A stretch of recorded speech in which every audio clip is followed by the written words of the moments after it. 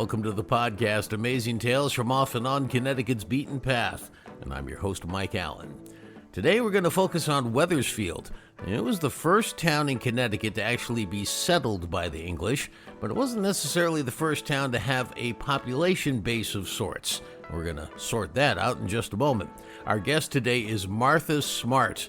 Her last name says a lot about her because she's been the research librarian at the Wethersfield Historical Society for more than 50 years, starting as she did in the 1970s. She's going to be along in just a moment to share all of her incredible insights about the earliest days of European influx into our state.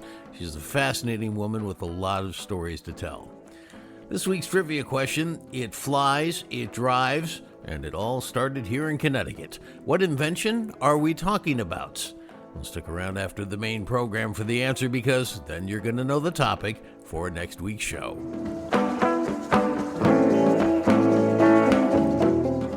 Amazing Tales from Off and On Connecticut's Beaten Path is brought to you by our sponsor, Yale New Haven Health. When people need the best quality health care, there's a reason they turn to Yale New Haven Health. In 1826, Yale New Haven Hospital became Connecticut's very first hospital. They were the first hospital in the U.S. to use chemotherapy. Yale New Haven was the first to introduce insulin pumps for diabetic patients, and they introduced the world's first intensive care unit for newborns. For more information about Yale New Haven Health, visit ynhhs.org. That's ynhhs.org.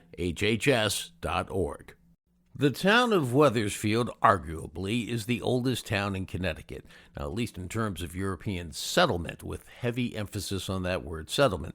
You see, the first official settlement by the English in Connecticut was indeed in Wethersfield back in 1634, but the year before that, in 1633, another group of English had established a trading post nearby in the town that is today Windsor, and Windsor did go on to become a settlement as well. So there's a little bit of a disagreement that carries on to this very day, hanging on that word settlement, and whether that trading post in Windsor qualified as a settlement, and whether they should be considered number one or Wethersfield number one. Doesn't really matter, because either way, Wethersfield has a remarkable 400-year history all by itself, regardless of who came first. And, of course, in both cases, it was the Native Americans who had been here for thousands of years before the Europeans even arrived. Now, one key historical fact about Wethersfield: it was the first major Native American attack on a Connecticut settlement. It occurred there.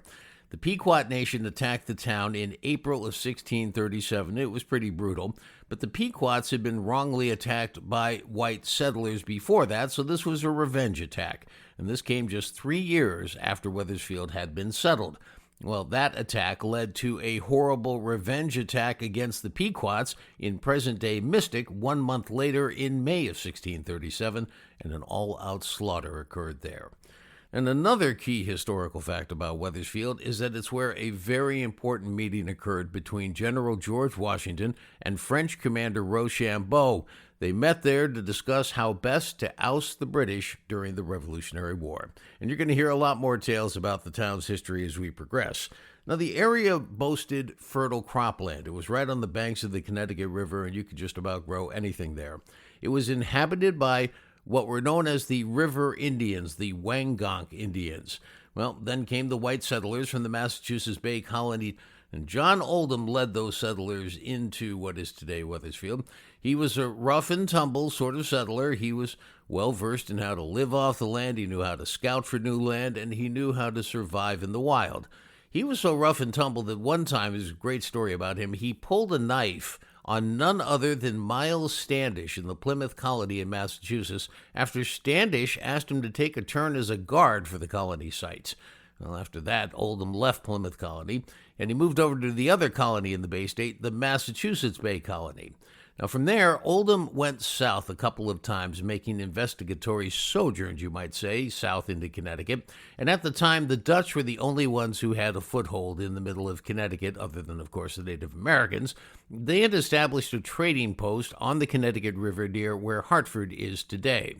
Now, the River Indians had come up to Massachusetts, to the Massachusetts Bay Colony, and actually invited them to come to Connecticut because they wanted to trade with them, but the colony leaders said no. That didn't stop Oldham. He made trips to the Wethersfield area on his own and finally took some others with him and made the settlement. We're going to pick up the story now with Martha Smart. She's the research librarian at the Wethersfield Historical Society and has been for the past 50 years. Martha, when you talk about Wethersfield, I think you start at the beginning, which, at least from the European settlement point of view, dates back, as far as we know, to 1634, when these 10 men called the 10 Adventurers came into the Broad Street area of Wethersfield and settled it. For settlements, this was the first settlement by English settlers in Connecticut. Tell us, what do we know about what the conditions were like? You have to go back and look at what the situation was with the Native Americans and the Europeans. You had the English in Massachusetts Bay and Plymouth, which was a separate colony. You had the Dutch in New York, what is now New York. You had Roger Williams from what became Rhode Island. The area of the Sound was kind of an open frontier. Different Native American tribes, the Dutch, the English in several different colonies, all vying for trade and land. The English were especially, and Dutch, interested in furs. The Indians were interested in the artifacts they could get from the English and the Dutch, tools, blankets. So if you think of it in that regard, and Massachusetts Bay said, well, we're not interested at this time. This was after Oldham had made a preliminary visit to the Connecticut River Valley, and he came back with glowing reports, and still Massachusetts Bay said they weren't interested. So without permission or any say-so from Massachusetts, he took 10 adventurers with him and to the area that is now Wethersfield. So now this is 1634 that the 10 adventurers get there. By 1635, they're sending a second round of migration to the town.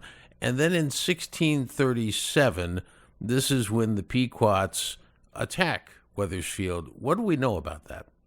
In 1636, Oldham, who was a trader, and he had a kind of an agreement with the Rhode Island Indians to trade with them. But the Indians at Block Island murdered him. And another Englishman had sailed up, fired at them.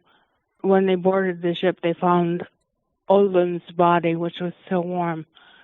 Now, Massachusetts Bay chose to blame the Pequots for that.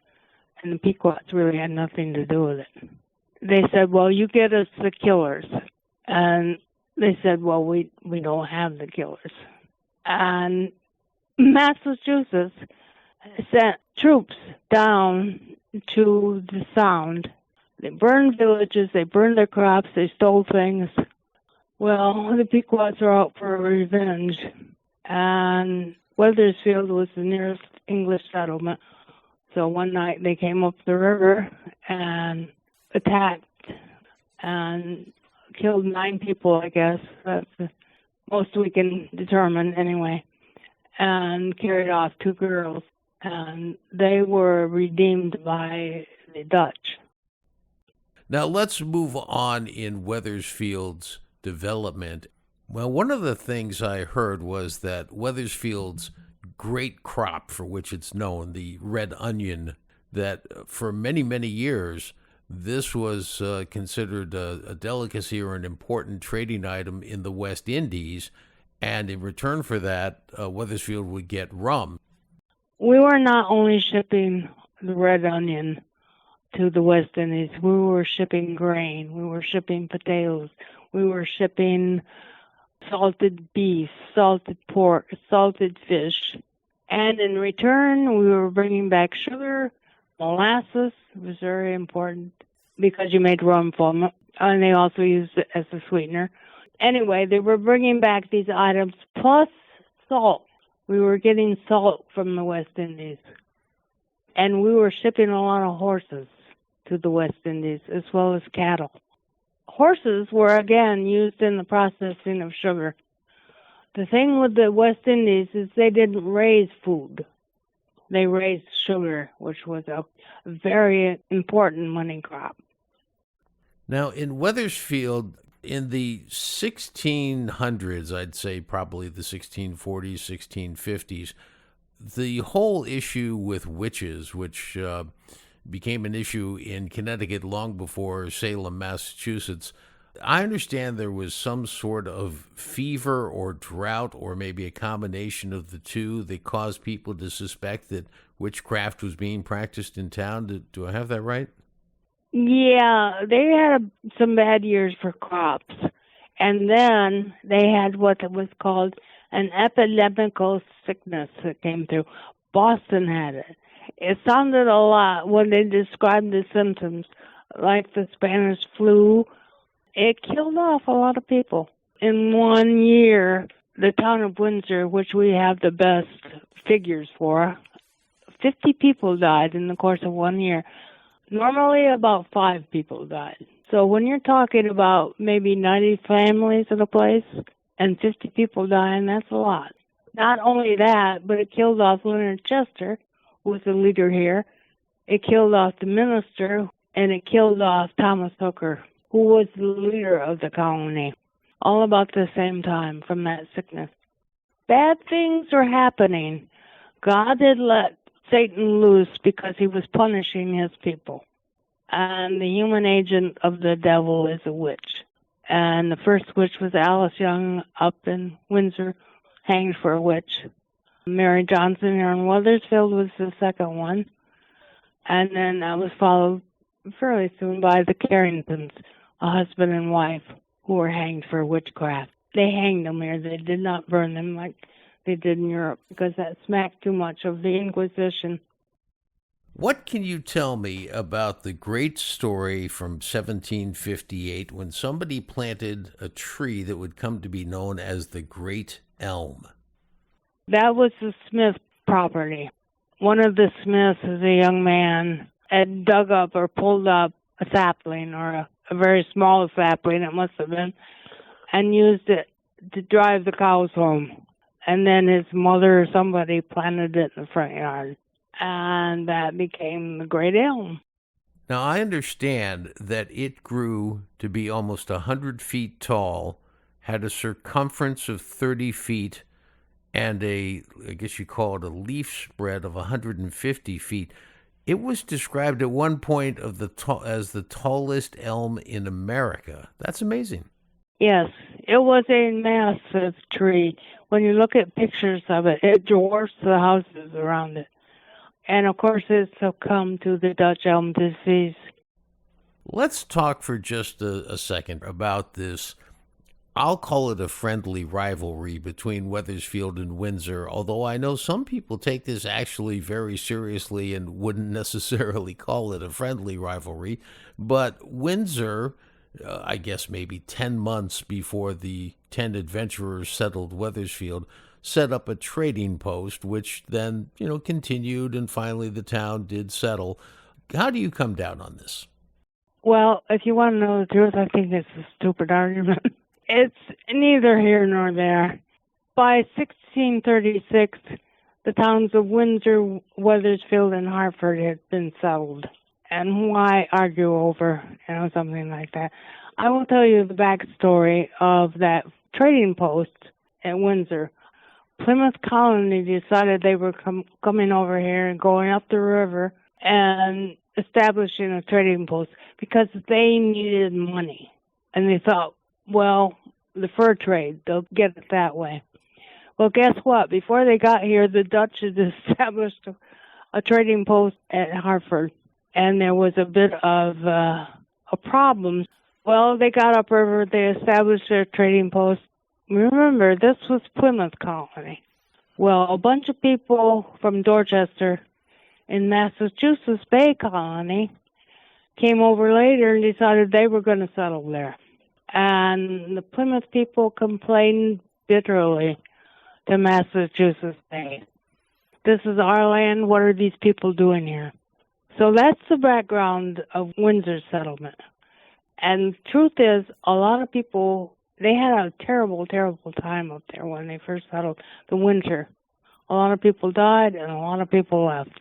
So basically, I think it's a foolish argument. That's my opinion. So, Martha, I know you have some strong feelings about Wethersfield's history as it relates to the entire topic of slavery. Maybe you could tell us about your thoughts on that? We were supporting slavery in the West Indies by our trade. And after the Pequot War, the stated policy of Massachusetts Bay and Connecticut, which were the victors in that war, was to take the Pequot men and sell them into slavery into the West Indies and maybe even as far as Europe. And they even passed a law that said anybody that aided and abetted these Indians would also be sold into slavery. They brought black slaves from the West Indies to replace them, and they sold the women and children into slavery. The first black slave we have a notice of was in 1648 with Leonard Chester's death. He left a black Negro maid meaning young woman. And not too long after that, one of the Lattimores died, and he left not only Negro slaves, but Indian, a woman and her child. So I have given tours of the burying ground, and I always start out with the so-called slave stones.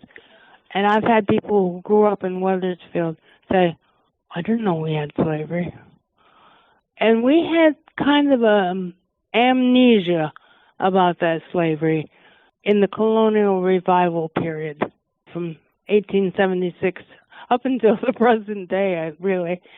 Everybody was writing the history of their family and how wonderful the history of Wethersfield was, blah, blah, blah, never even mentioning the fact that slaves helped build this town and that our trade very much depended on slavery. That is something we need to really emphasize. That nagging issue of which town in Connecticut is in fact the oldest is considered really a non-issue by both the Windsor and Wethersfield historical societies, yet they obviously can still have some fun with it because one of the members of the Wethersfield Historical Society told me that they received a package from the Windsor Historical Society. The box was addressed to Old Wethersfield. The return address, Older Windsor.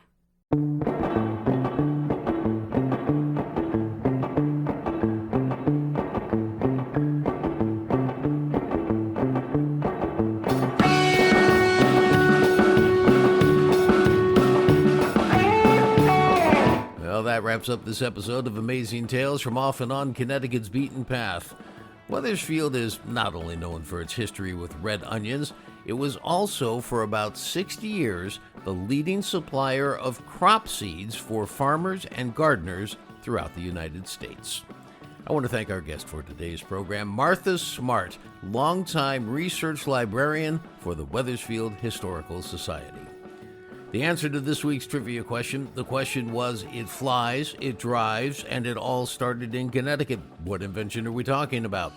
It was the amphibian, the only flying car approved by the FAA for commercial use. Next week on Amazing Tales CT, we're going to tell you the amazing story behind the Connecticut man who invented the amphibian, what happened to it, and all the other amazing inventions he gave us. Amazing Tales from Off and On Connecticut's Beaten Path is a production of True North Associates, LLC. This is Mike Allen. Be safe and please stay healthy.